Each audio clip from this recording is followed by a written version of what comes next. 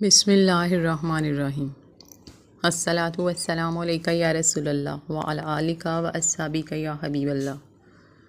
ایک صحابی رسول رضی اللہ تعالی عنہ کے ہاں چند حضرات تشریف لائے تو انہوں نے کنیز سے فرمایا دسترخوان لاؤ تاکہ ہم کھانا کھائیں۔ وہ دسترخوان لے آئی، پھر سب نے مل کر کھانا کھایا۔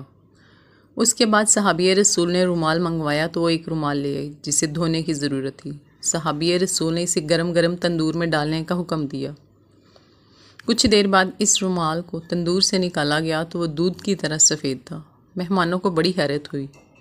جب اس کی وجہ پوچھی تو صحابی رسول نے ارشاد فرمایا، یہ وہ رومال ہے جس نے رسول اللہ صلی اللہ علیہ وآلہ وسلم کے چہرہ اقدس کو چھوا ہے، لہٰذا جب اسے دھونے کی ضرورت پڑتی ہے تو ہم اس کو اسی طرح آگ میں دھو لیتے ہیں، کیونکہ جو چیز انبیاء کرام علیہ الصلاۃ والسلام کے روخ روشن پر سے گزر گئی، آگ اس پر اثر انداز نہیں ہو سکتی۔ محترم ناظرین، پیارے نبی صلی اللہ علیہ وآلہ وسلم کے رومال مبارک کو اپنے پاس بحفاظت رکھنے والے، اس برکتوں کو سمیٹنے والے یہ صحابی ممتاز خادم نبی حضرت انس بن مالک تھے۔ کنیت اور رشتہ داریاں: آپ رضی اللہ تعالیٰ عنہ انصار میں قبیلہ خزرج کی ایک شاخ بنی نجار کے چشم و چراغ ہیں۔ آپ رضی اللہ تعالیٰ عنہ کی کنیت خود جناب رسول صلی اللہ علیہ وآلہ وسلم نے ابو حمزہ رکھی تھی۔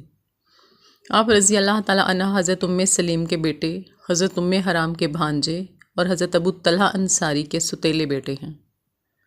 خادم نبی: ہجرت نبوی کے شروع میں ہی آپ نے 8 سال کی عمر میں خادم رسول ہونے کا اعزاز پا لیا تھا۔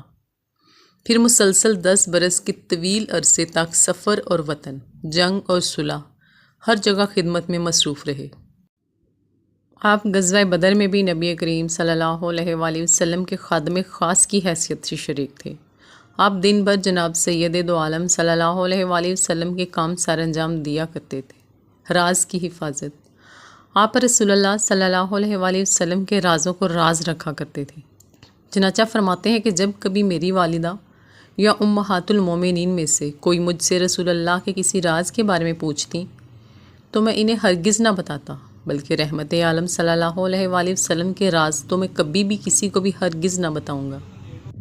بنا ہوا گوشت لے کر حاضر ہوئے۔ آپ رضی اللہ تعالیٰ عنہ نے اپنے لڑکپن میں ایک خرگوش شکار کیا، اسے بھونا، پھر آپ کے ستیلے والد حضرت سیدنا ابو طلحہ رضی اللہ تعالیٰ عنہ نے اس خرگوش کا پچھلا رانوں والا حصہ بھنا ہوا آپ کے ہاتھوں نبی کریم صلی اللہ علیہ وآلہ وسلم کے لیے بھجوایا۔ آپ اسے لے کر بارگاہ رسالت میں حاضر ہوئے تو پیارے آقا صلی اللہ علیہ وآلہ وسلم نے اسے قبول کر لیا۔ قدوس شریف کو پسند رکھتے، آپ فرماتے ہیں کہ ایک درزی نے تاجدار مدینہ صلی اللہ علیہ وآلہ وسلم کی دعوت کی تو میں بھی حاضر خدمت تھا۔ اس نے بارگاہ اقدس میں جو کی روٹی کے ساتھ کدو اور خشک گوشت کی بوٹیوں والا سالن پیش کیا۔ میں نے دیکھا کہ حضور اکرم پیالے کے کناروں سے کدو کے ٹکڑے تلاش کر کے تناول فرما رہے ہیں۔ اس دن کے بعد میں ہمیشہ کدو مبارک کو پسند کرنے لگا۔ اکابرین سے محبت کا دم بھرتے، آپ کہا کرتے تھے کہ میں رحمت عالم صلی اللہ علیہ وآلہ وسلم، حضرت ابو بکر اور حضرت عمر رضی اللہ تعالیٰ عنہ کے ساتھ محبت رکھتا ہوں۔ اگرچہ میرا عمل ان نفوس قدسیہ جیسا نہیں ہے، لیکن مجھے امید ہے کہ ان کی محبت کی وجہ سے ان کا ساتھ ضرور نصیب ہو جائے گا۔ تبرکات: رحمت عالم صلی اللہ علیہ وآلہ وسلم کا ایک پیالہ مبارک بھی آپ رضی اللہ تعالیٰ عنہ کے پاس بحفاظت موجود تھا۔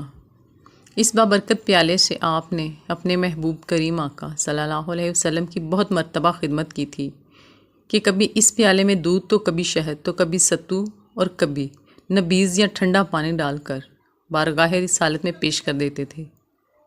آپ کے پاس رسول اکرم صلی اللہ علیہ وسلم کے بابرکت بال، عصا مبارکہ اور پاکیزہ و خوشبودار پسینہ بھی محفوظ تھا۔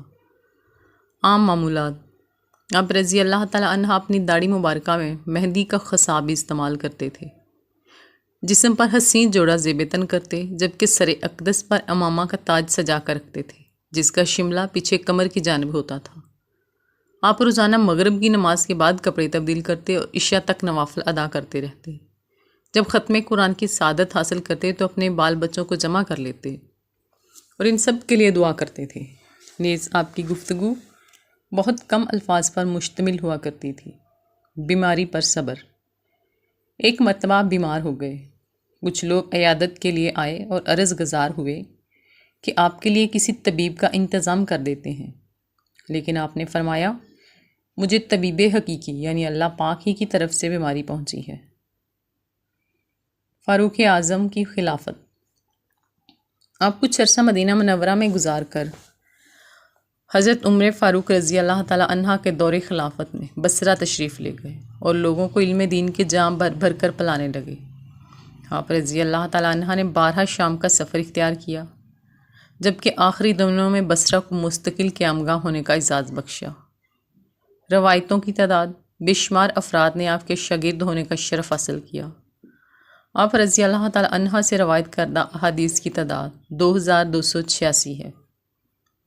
وصیت مبارکہ۔ آخری لمحات میں حضرت انس بن مالک نے حضرت ثابت بنانی رحمۃ اللہ علیہ کو وصیت کی، اے ثابت، یہ میرے آقا صلی اللہ علیہ وآلہ وسلم کے مقدس بال ہیں، انہیں لے لو اور وصال کے بعد انہیں میری زبان کے نیچے رکھ دینا۔ یہ پیارے آقا صلی اللہ علیہ وآلہ وسلم کا عصا مبارک ہے، اسے میرے پہلو اور کرتے کے درمیان رکھ دینا، پھر جب میرے کفن اور جسم کو خوشبو لگاؤ تو اس میں میرے محبوب کریم آقا کے مبارک پسینے کو ضرور شامل کر لینا۔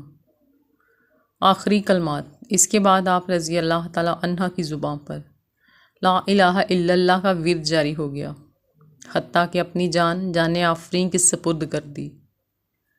اکثر کے نزدیک 93 ہجری میں آپ نے اس جہان فانی سے کوچ کیا۔ بوقت انتقال آپ رضی اللہ تعالیٰ عنہ کی عمر مبارک 100 سال سے زیادہ تھی۔ آپ بصرہ میں وفات پانے والے آخری صحابی ہیں۔